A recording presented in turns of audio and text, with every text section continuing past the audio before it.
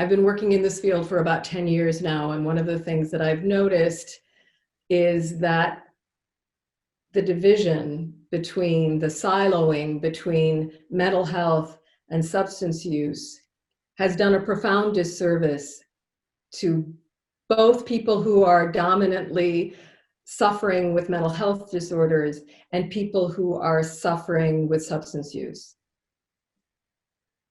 And to recognize that the two of them are absolutely intertwined. They both represent responses to pain. A very interesting, this seems like it's going to be tangential, but I'll bring it in anyway.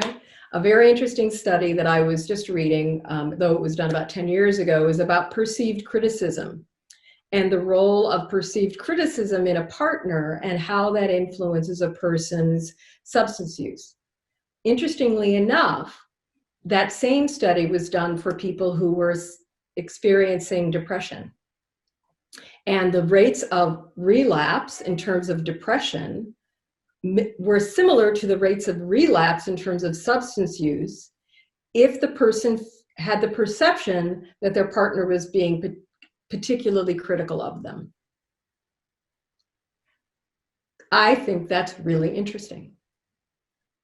Gabor Mate is someone who has really done a lot in the addiction field.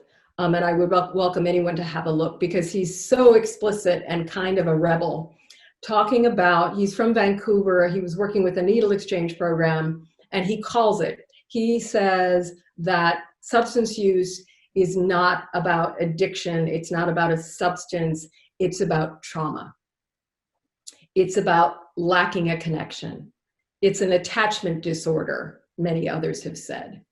And so the reason I'm suggesting this is that to pull them apart, as treatment has traditionally done, is not allowing us to recognize that they are all behavioral, relational conditions.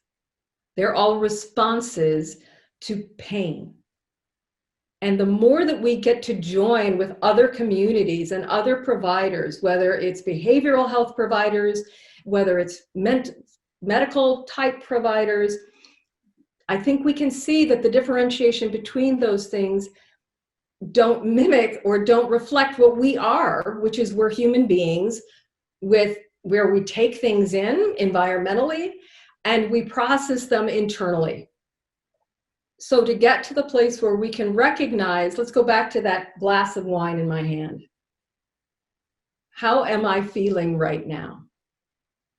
There was a person I met long ago who said something that I've thought about quite a bit, that we sometimes consume sweet things when we need sweetness.